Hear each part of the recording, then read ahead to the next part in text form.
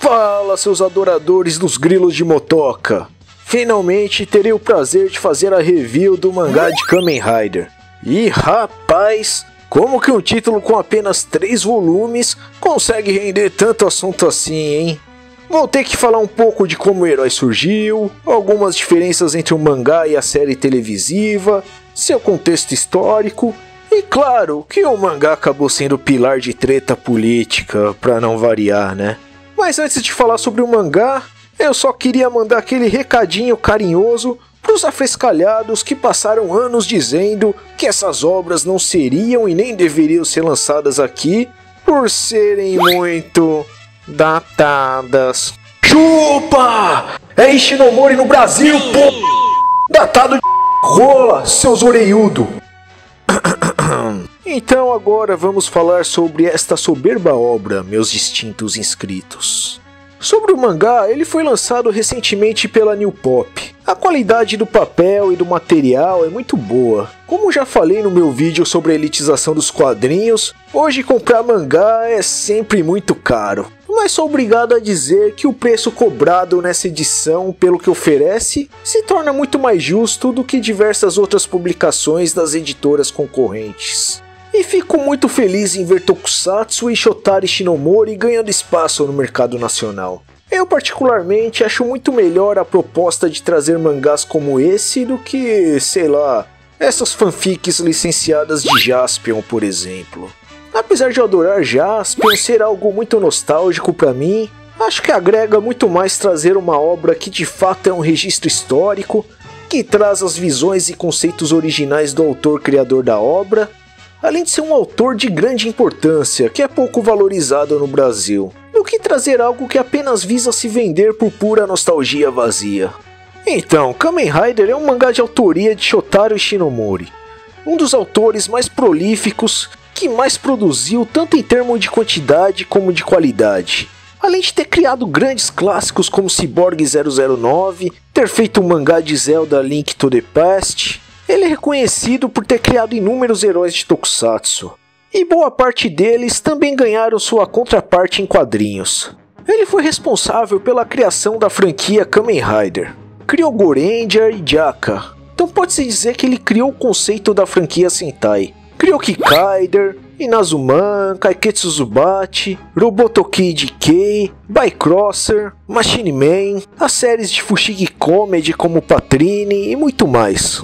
Acho que só aí já dá pra sentir a importância dele dentro do entretenimento japonês. Kamen Rider surgiu como uma tentativa de fazer uma série televisiva inspirada em seu mangá Skullman.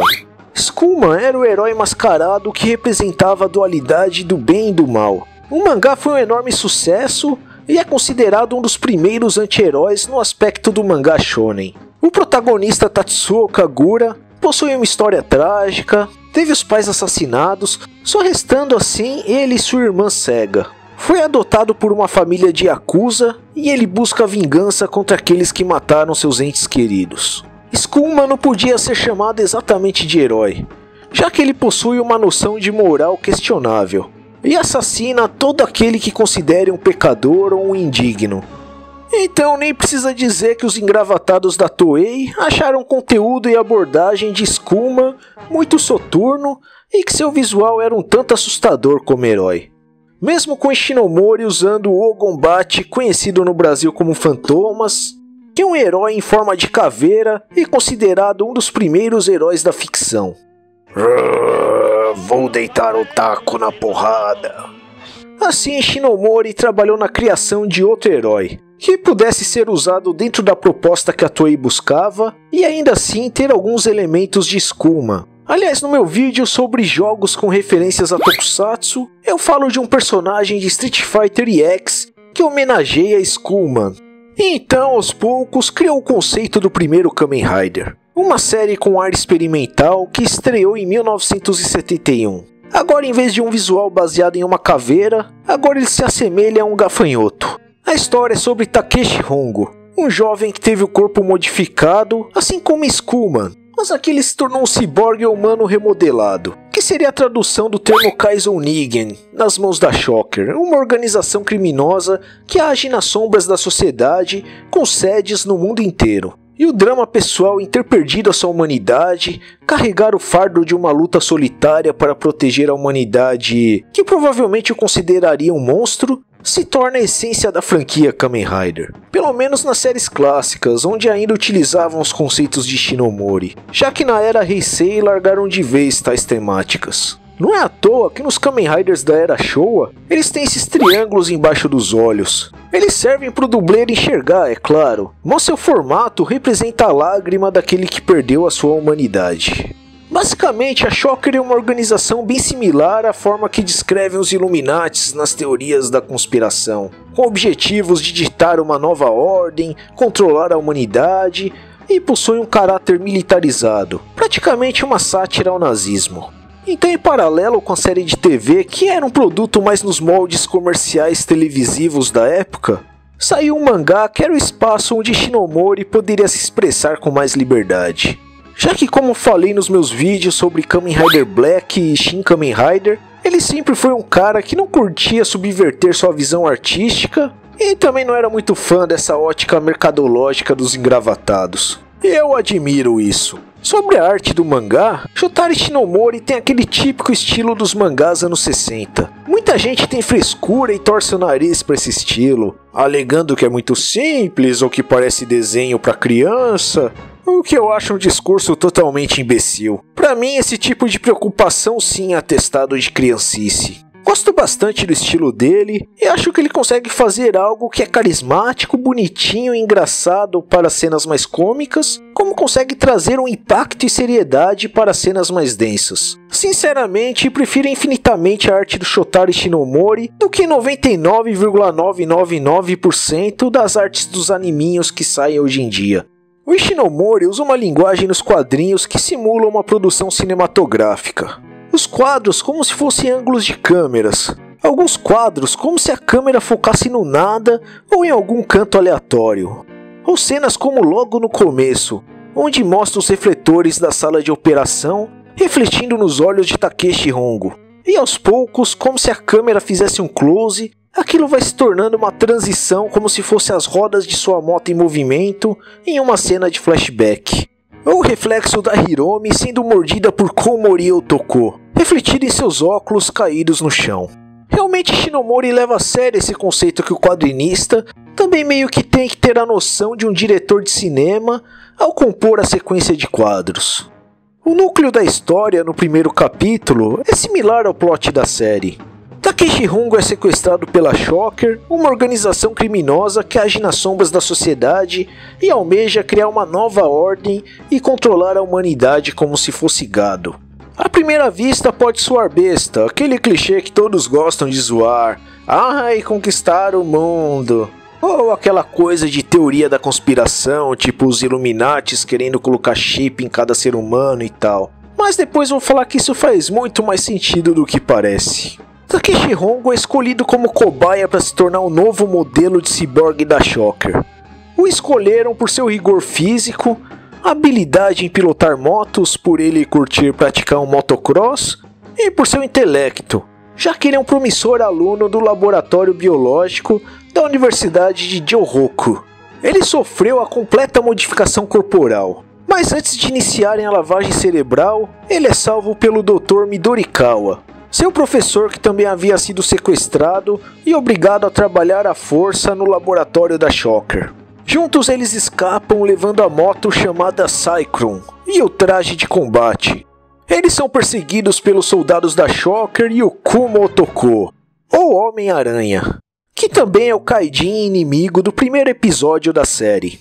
E aqui Hongo se transforma pela primeira vez. Se transforma entre aspas, já que não ocorre o Henshin como na série de televisão. Já que de fato ele apenas veste manualmente um traje de combate que potencializa suas capacidades, se tornando sua segunda pele. A roupa ativa o máximo de suas capacidades musculares e a máscara ativa recursos dos olhos e ouvidos modificados.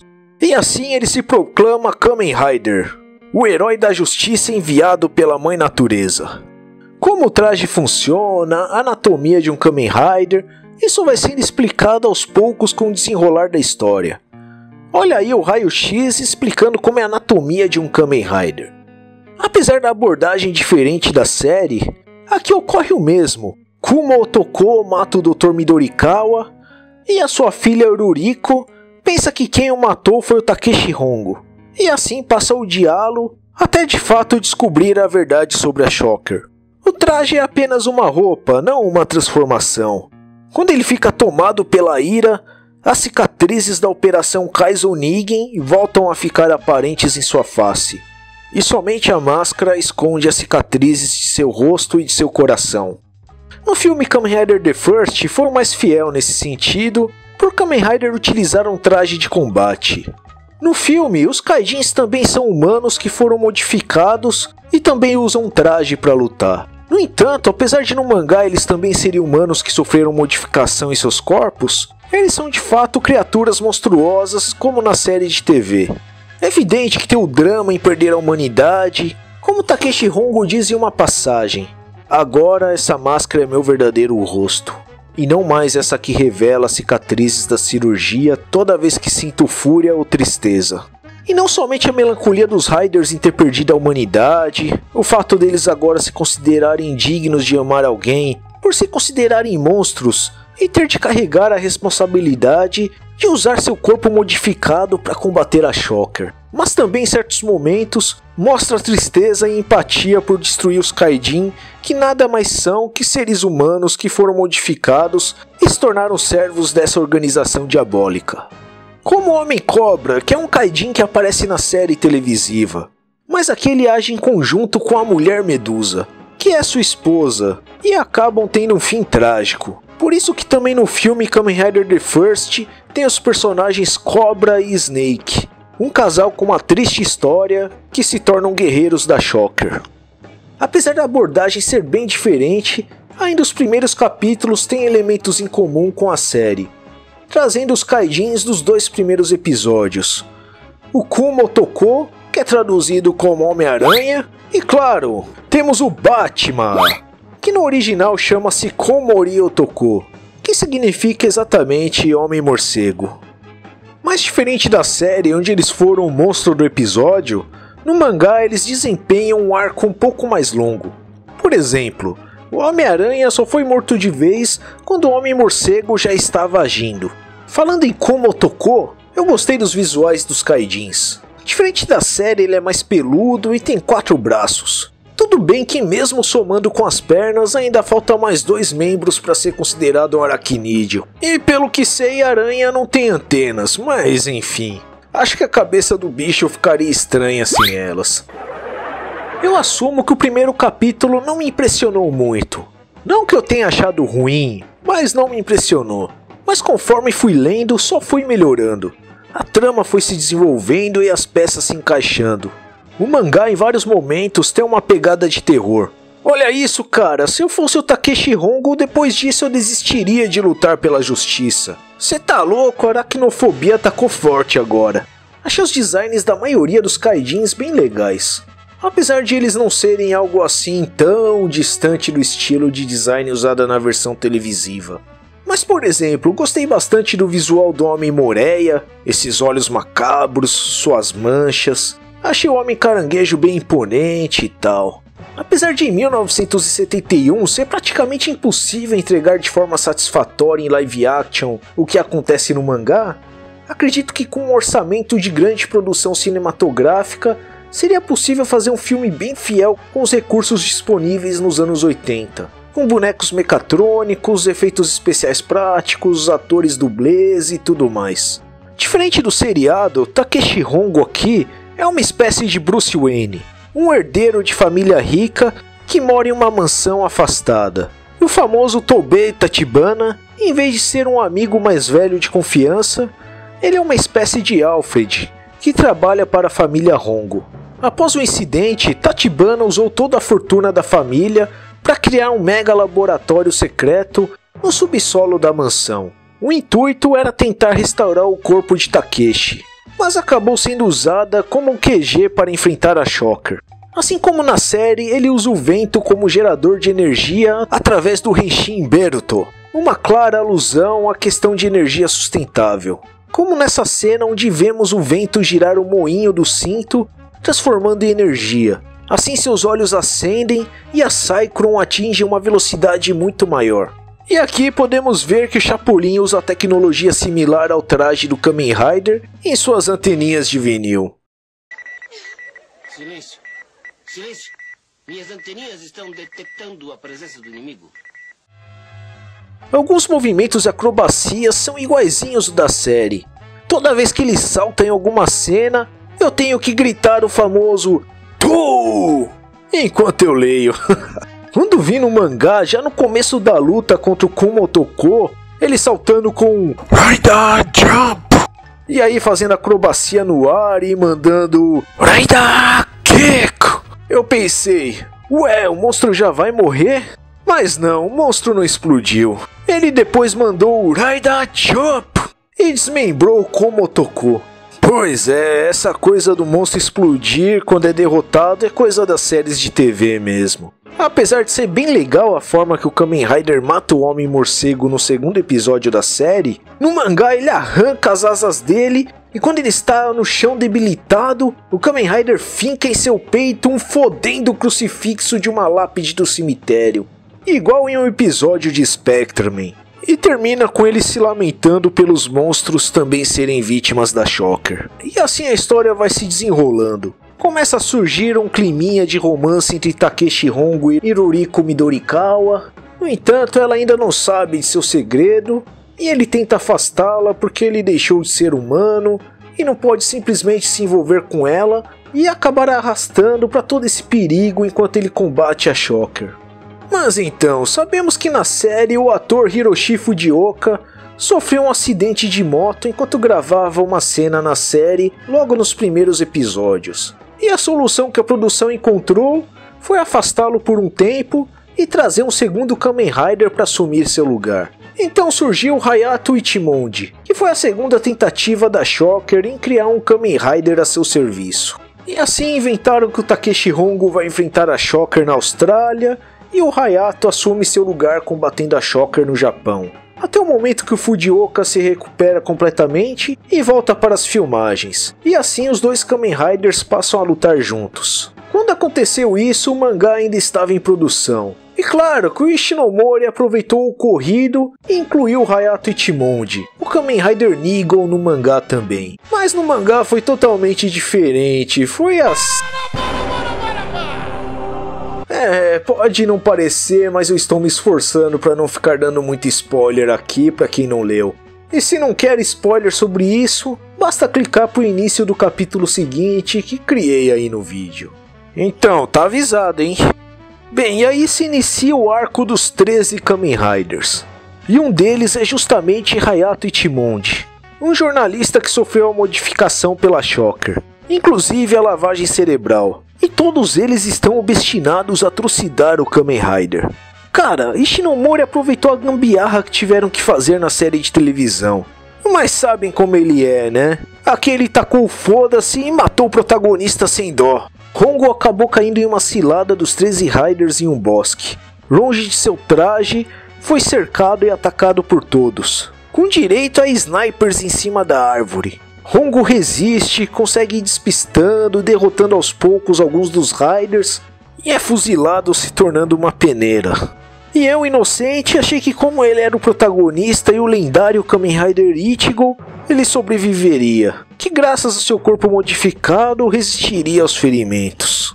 Durante essa perseguição, Hayato toma um tiro de raspão na cabeça do sniper enquanto enfrentava o Hongo. Graças a isso, ele volta a si e recupera sua consciência. Takeshi Hongo é levado ao laboratório. Não conseguem salvá-lo, mas conseguiram manter seu cérebro funcionando dentro de um equipamento que se conecta a Hayato Ichimonji. Agora Hongo consegue se comunicar diretamente com ele, além de ver tudo o que Hayato vê e sentir tudo o que Hayato sente. Agora eu entendo porque até agora não teve nenhuma versão realmente fiel ao mangá de Kamen Rider. Ninguém tem o culhão em trucidar aquele personagem querido que ergueu um enorme legado dentro do coração dos japoneses. Por isso eu duvido que esse novo filme do Shin Kamen Rider será fiel a esse ponto. Apesar de no trailer ter uma curta cena que mostra uma batalha em um bosque que lembra muito o local da morte de Takeshi Hongo.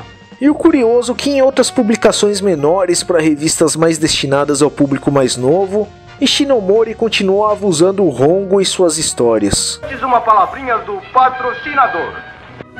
Muito obrigado a todos vocês. Vocês ajudam a tornar esse canal possível. Mais pra frente na série, eles aproveitariam essa ideia de 13 Kamen Riders, apesar de ser bem diferente da proposta do mangá. E isso também inspira o Kamen Rider Ryuki e os seus 13 Riders.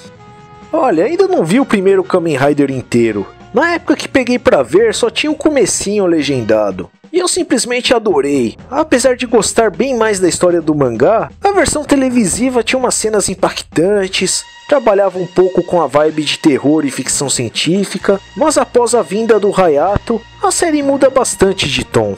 Como eu disse, apesar de eu gostar mais da abordagem do mangá, eu gosto mais do Takeshi Hongo da série. Realmente acho que Hiroshi Fujioka ficou perfeito no papel. Eu curto o jeitão dele e tal. Não cheguei ainda nos episódios que o Hayato aparece, mas no mangá eu gostei mais dele. Enquanto o Hongo era mais certinho, centrado, o Hayato é mais sem noção, canastrão, mulherengo. Apesar dele meio que esconder de início o que é o Kamen Rider, chega uma hora que ele tá com foda-se pra essa coisa de identidade secreta. Como deu pra notar, a história vai ficando cada vez mais densa. O que me faz lembrar de uma passagem que tem umas criancinhas brincando de Kamen Rider. A cena em si é bem mais clara, com aquele traço caricato engraçadinho, e do nada um deles tropeça em um corpo decapitado. Ah, e só não posso esquecer de falar que os buchas de uma das bases da Shocker são os Bomberman. A ciência e tecnologia costuma ser uma temática recorrente nas obras de Shinomori. Vendo por cima, até soa que Shinomori tem uma visão otimista sobre a ciência e avanços tecnológicos, criando toda uma gama de heróis que surgiram graças à ciência e ao avanço da tecnologia. Principalmente se comparar com produções americanas como Exterminador do Futuro, que trazem uma visão distópica do avanço tecnológico. Mas nem de longe acho que sua visão seja tão positiva assim. Em diversos momentos, ele aborda de forma vibrante os avanços tecnológicos, mas ele tenta encontrar o equilíbrio entre o avanço da tecnologia e sustentabilidade. Não é à toa que o Kamen Rider se proclama como um guerreiro enviado pela Mãe Natureza, e sua fonte de energia é o vento, como alusão à fonte de energia sustentável.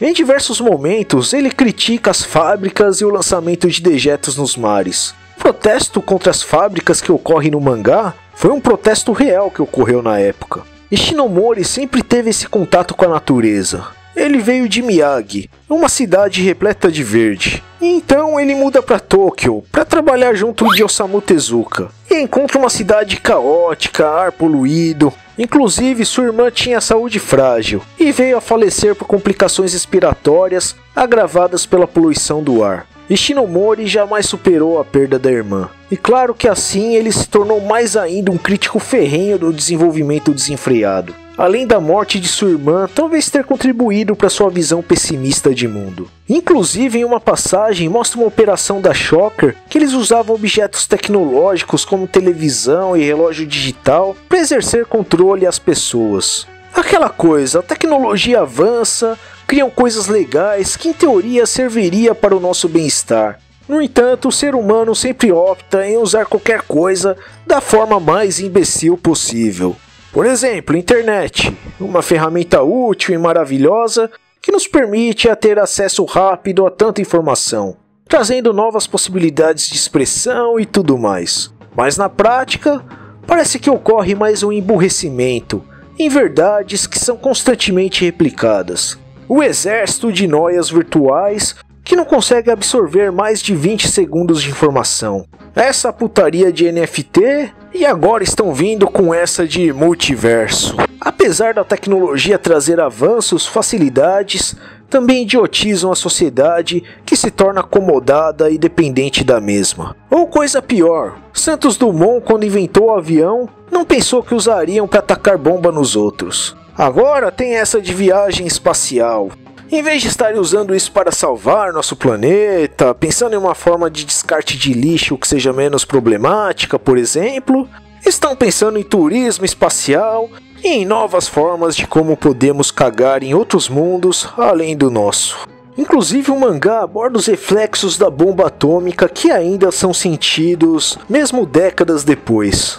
E agora é hora de mexer no vespeiro e falar umas coisas que vai desagradar um pessoal aí. Mas desde quando me importo com isso, né?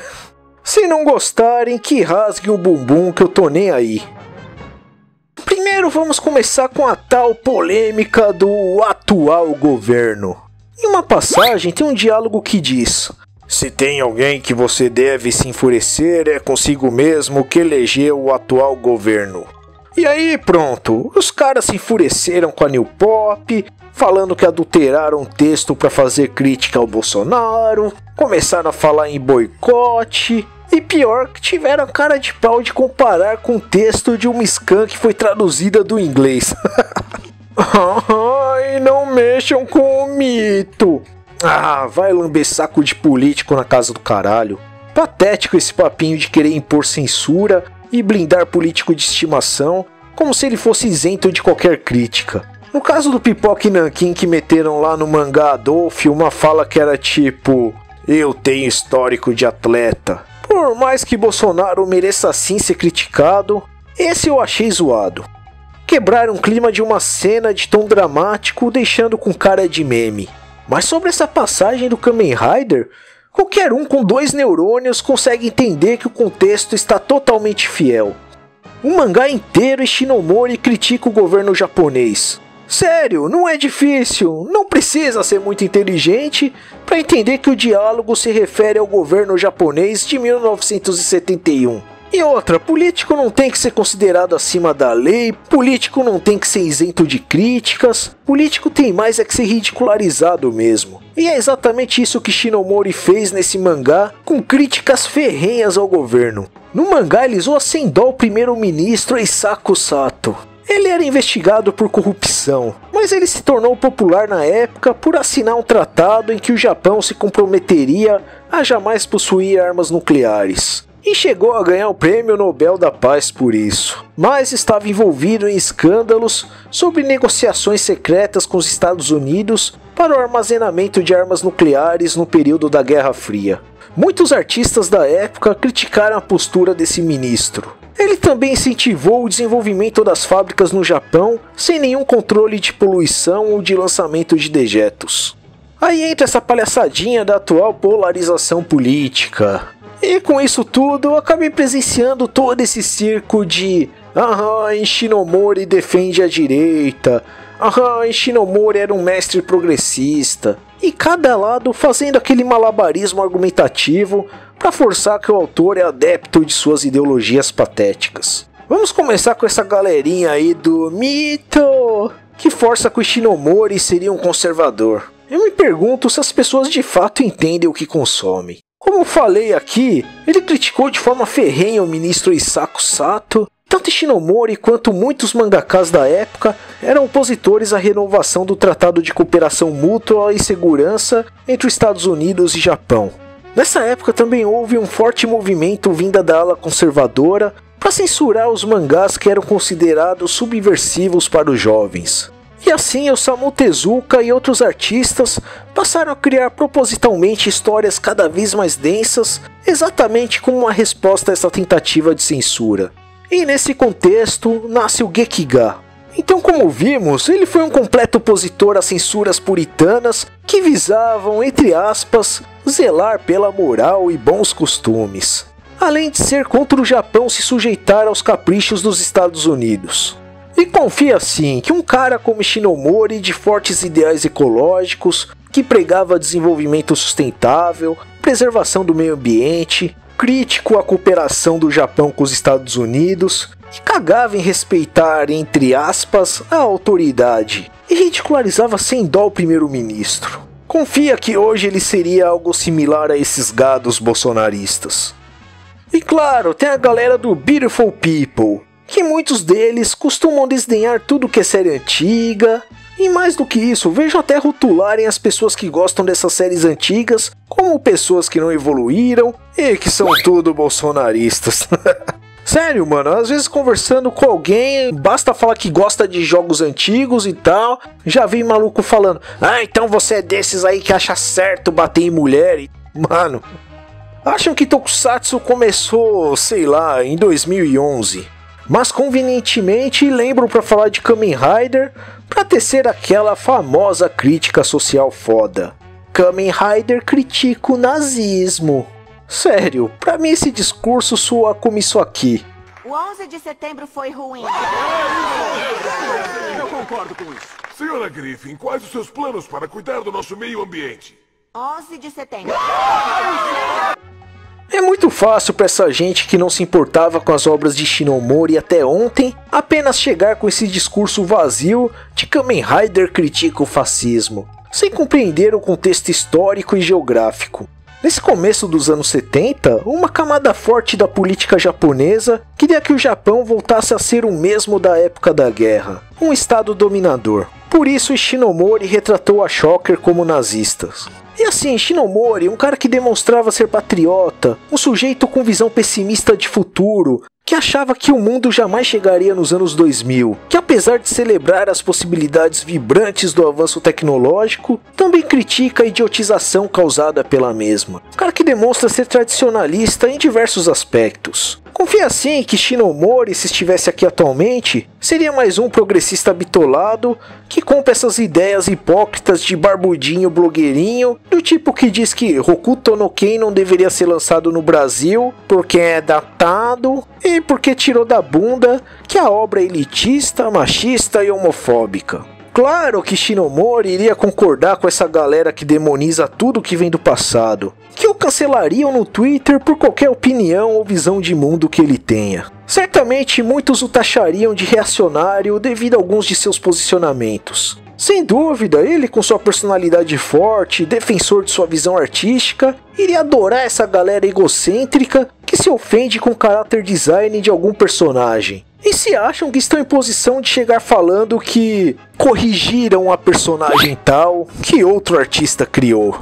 Certamente iria aparecer algum progressista bitolado falando: olha só, eu corrigi essa Patrine que parece a tiazinha que o Shinomori fez.